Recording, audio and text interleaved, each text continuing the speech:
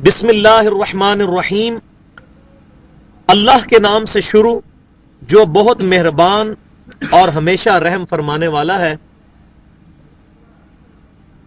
الف لام میم، یہ حروف مقطعات ہیں جن کا مطلب اللہ اور اس کے رسول کے ساتھ خاص ہے۔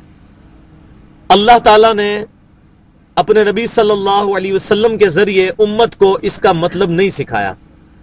یا آپ اسی طرح سمجھ لیں جیسے کہ کوڈ ورڈز ہوتے ہیں نا، ہم یہ کبھی فارن کی بنی ہوئی چیزیں خریدتے ہیں، شیمپو وغیرہ یا صابن وغیرہ، تو ان کے اوپر جو ہے وہ ڈیش ڈیش لگی ہوتی ہے، وہ کوڈ ورڈز ہوتے ہیں۔ یہ قرآن پاک کے کوڈ ورڈز ہیں اور ان کے پیچھے پڑھنے کی ہمیں ضرورت ہی نہیں ہے۔ میں نے قرآن پاک کے تعارف میں یہ بات بتائی تھی کہ سورہ آل عمران کی 7 نمبر آیت میں اللہ تعالیٰ نے یہ کیٹاگوریکلی بات بتائی ہے کہ قرآن پاک کی آیات کی 2 اقسام ہیں۔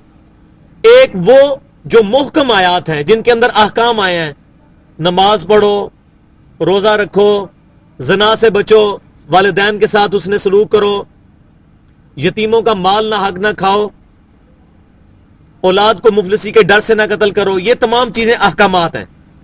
تو یہ احکامات، یہ محکم آیات ہیں جو بالکل واضح ہیں۔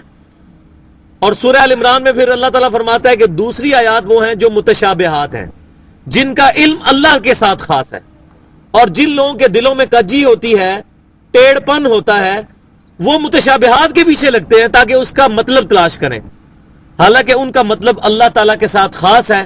اور جو علم والے ہیں وہ کہتے ہیں یہ تمام آیات ہمارے رب کی طرف سے ہیں، ہم سب پر ایمان لاتے ہیں اور دعا کرتے ہیں ربنا لا تزغ قلوبنا بعد اذ ہدیتنا وہب لنا من لدنک رحمہ انک انت الوہاب۔ اے رب ہمارے دلوں کو ٹیڑھا مت کرنا بعد اس کے کہ تو نے ہمیں ہدایت عطا فرمائی، ہمیں اپنے پاس سے رحمت عطا فرما، اے رحمت عطا کرنے والے۔ اور صحیح بخاری اور مسلم کی متفق علیہ حدیث ہے اسی آیت کی تشریح میں کہ آپ صلی اللہ علیہ وسلم نے فرمایا کہ جب تم کسی کو دیکھو کہ وہ متشابہات کے پیچھے لگا ہوا ہے تو سمجھ لو یہی وہ فتنہ گر شخص ہے جس کے بارے میں قرآن پاک میں یہ آیات نازل ہوئی ہیں۔ لہٰذا جو متشابہات آیات ہیں ان کے پیچھے نہیں پڑنا۔ اگر ان کا مطلب ضروری ہوتا امت تک پہنچانا تو اللہ تعالیٰ خود بتا دیتا۔ اب کسی کے ذہن میں یہ سوال آ سکتا ہے کہ یہ آیات پھر نازل کیوں ہوئی ہیں اگر ان کا کوئی مطلب بتانا ہی نہیں تھا؟ تو یہ ہمارے لیے امتحان ہے کہ کون شخص اس کی وجہ سے حق بات کو قبول نہیں کرتا اور کون شخص ہے جو اس کی وجہ سے حق بات قبول کرتے ہوئے اس کے مطلب کے پیچھے نہیں پڑتا۔ یہ سمجھیں کہ پزل کوسچن اللہ تعالیٰ نے خود ڈال دیا ہے۔ جیسے ہرڈلز رکھی جاتی ہیں تاکہ انسان ان ہرڈلز کو عبور کر کے کسی منزل تک پہنچے، چیکس رکھے جاتے ہیں، دنیا میں بھی امتحان رکھے جاتے ہیں چیک کرنے کے لیے۔ تو یہ بھی اللہ تعالیٰ کی طرف سے امتحان ہے کہ کون شخص ہے جو اس کے پیچھے پڑھ کر حق بات سے اناد کرتا ہے۔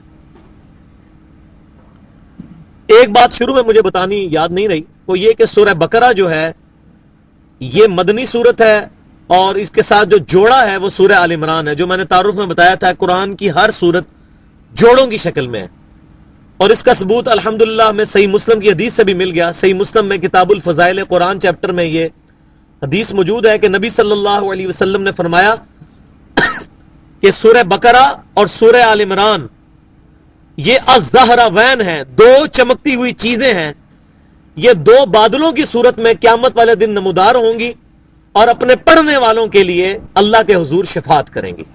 تو آپ نے دونوں کا اکٹھا ذکر فرمایا۔ اور سورہ بقرہ کے بارے میں تو خصوصاً صحیح مسلم کے اندر فضائل قرآن کے چیپٹر میں حدیث موجود ہے کہ آپ صلی اللہ علیہ وسلم نے فرمایا کہ سورہ بقرہ جو ہے یہ پڑھنے سے شیطان بھاگتا ہے اور جادوگر جو ہے اس کو نہیں پا سکتے اس سورت کو۔ اور اسی کے اندر وہ عظیم الشان آیت بھی موجود ہے جسے ہم آیت الکرسی کہتے ہیں، 255 نمبر آیت۔ اور سورہ بقرہ کی آخری 2 آیات وہ آیات ہیں کہ جو اس دنیا پہ نازل نہیں ہوئی بلکہ شب معراج نبی صلی اللہ علیہ وسلم کو عطا ہوئی۔ آمن الرسول بما انزل الیہ من ربہ والمؤمنون، جو آخری 2 آیات ہیں۔ تو یہ مختصر سا تعارف اس حوالے سے۔